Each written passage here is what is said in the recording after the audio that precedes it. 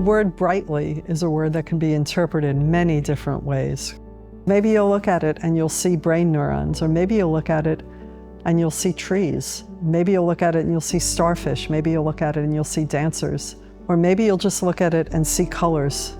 It is all glass, there is no paint. The glass is all handmade. These are not pieces of glass that I buy and I put up. I make the glass. I take cold glass and I melt it, and then I shape it, and then I cool it.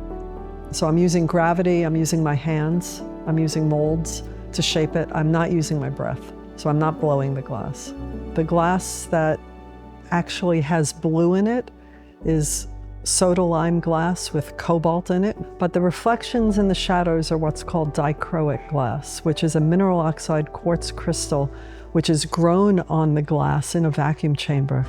If you think about the underside of a bridge and you have those wonderful patterns, or the side of a boat when the water gets hit with sunlight, because the water is not perfectly flat, because the water is a curved object, the light gets concentrated and stretched, and you get those patterns which are called caustic reflections.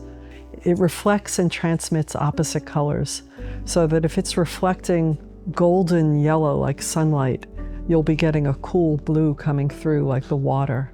You're going to get the opposite color transmitting and reflecting. So every single piece is making opposite reflections and transmissions. The reflections are what's called caustic reflections, which is also a field of optics called caustic optics. But I think of it as magic.